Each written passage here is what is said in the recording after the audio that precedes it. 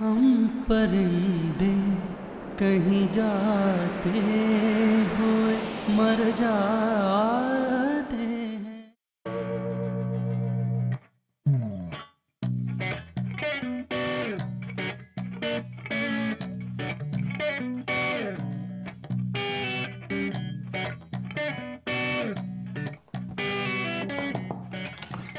मैं कम सर।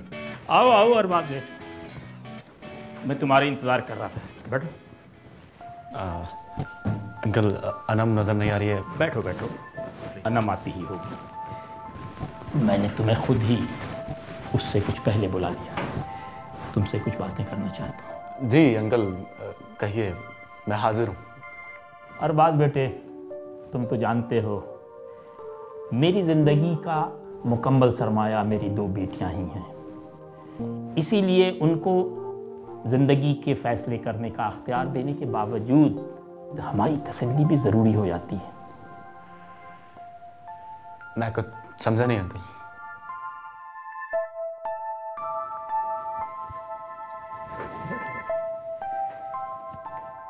आज तक सनम और अनम दो जिस्म एक जान की मिसाल थी। दोनों बहनों के प्यार की लोग मिसालें दिया करते थे, लेकिन जिंदगी में पहली बार अनम की तुम्हारी जानिब तवज्जो के बाद दोनों बहनों में तलखियां पैदा हुई। I hope you understand. जी अंकल, मैं समझता हूँ। सनम शायद मेरे और अनम के रिश्ते से खुश नहीं है। हाँ, इसकी वजह भी तुम जानते हो। सनम की तरह अनम की खुशी भी हम दोनों माँ बाप के लिए इतनी ही अहम है। इसीलिए मैं चाहता हूं कि तुम सनम से बात करके उसकी उलझन दूर कर दो। ये उन दोनों बहनों के लिए बहुत ज़रूरी है, क्योंकि मैं जानता हूं वो दोनों एक दूसरे से नाराज़ रहकर खुश नहीं रह सकेंगी।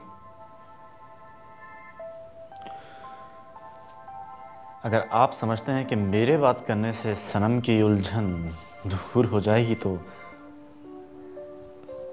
मैं बात कर लूंगा अंकल।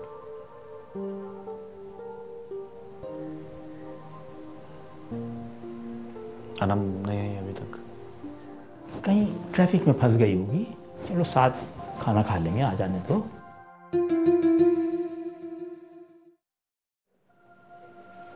ये मैंने कुछ ज़रूरी टेस्ट लिख दिए हैं, एक दो रोज़ में रिपोर्ट्स आ जाएंगी। Then we will finalize the treatment. Doctor साहब कोई खतरे की बात तो नहीं है? Let's hope for the better. ये आपने बहुत अच्छा किया कि इनको वक्त पर हॉस्पिटल में एडमिट करवा दिया।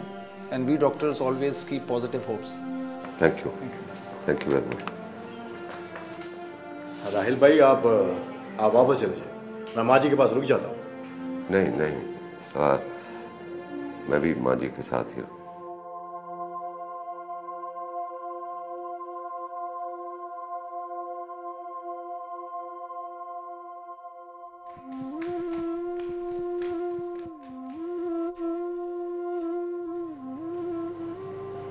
राहिल नहीं आए?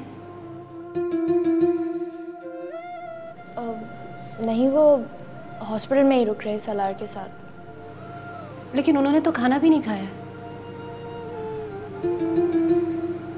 अच्छा, मैं उनके लिए खाना बना के लेके जाती हूँ।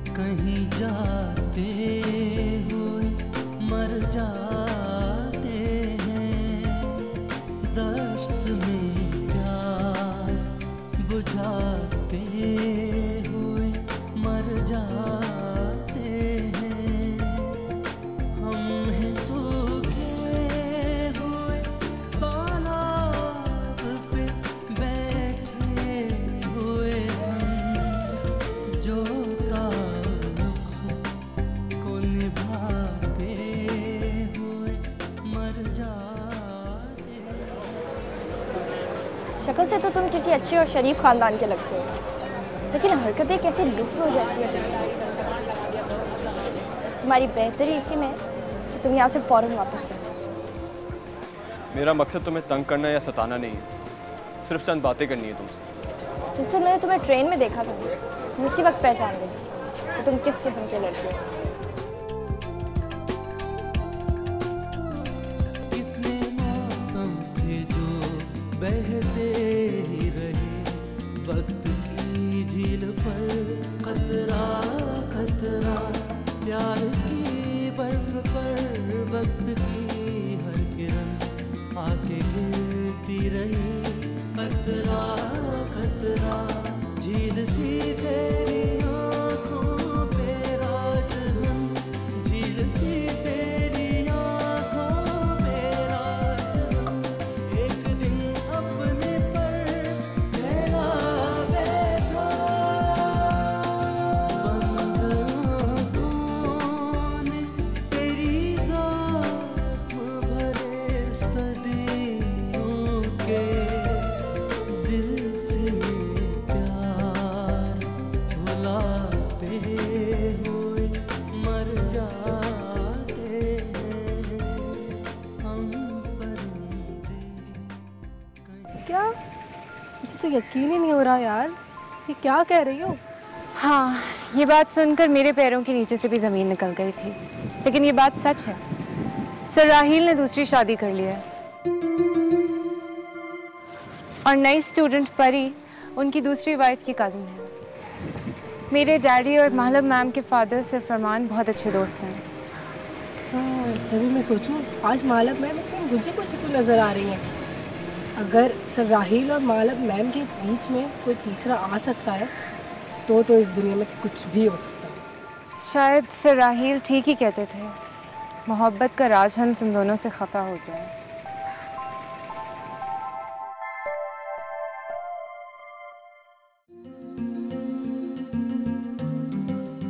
एक्सक्यूज मी, सुनिए।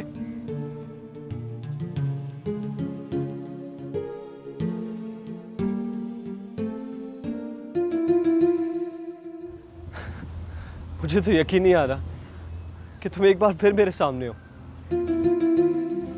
और वो भी यहाँ इसी यूनिवर्सिटी में। इससे मेरी बदकिस्मती से ज़्यादा क्या कहा जा सकता है। बेहतर यही होगा कि तुम मेरे रास्ते की दीवार बनना बंद कर दो। देखो मैं तुम्हारी शिकायत कर दूंगी। नहीं, ये इत्तेफाक नहीं हो सकता।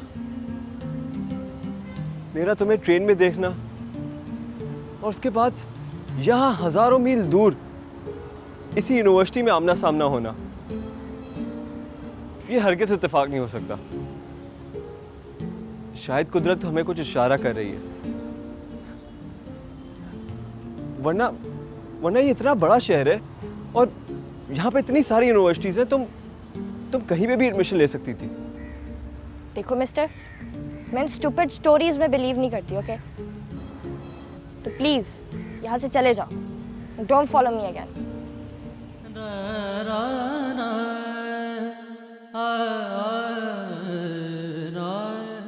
हो सकता है तुम्हारे लिए यह मोहब्बत की तारीफ सही हो, लेकिन जब तक तुम इस जज्बे का शिकार नहीं हो जाते तुम्हारी तफ्शीश काबिल भरोसा नहीं।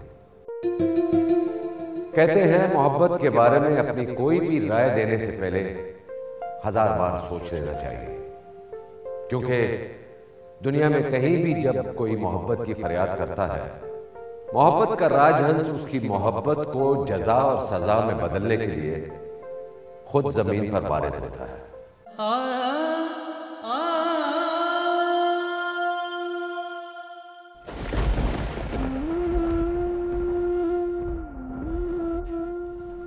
मेरा आपके बगैर दिल नहीं लगता। मैं आपको वापस हवेली लेकर जाऊंगा। अरे बेटा, ऐसे नहीं कहते बच्चे। घर में सब परेशान होंगे, उनको जाके तसल्ली दो। मैं अब ठीक हूँ।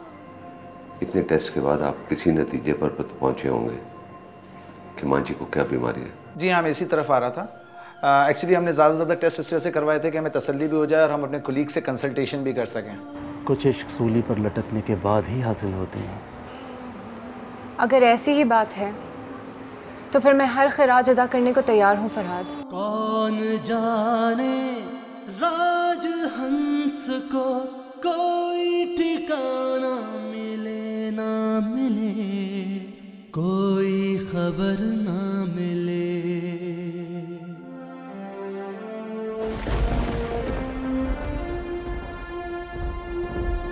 हम परिंदे कहीं जाते हुए मर जाते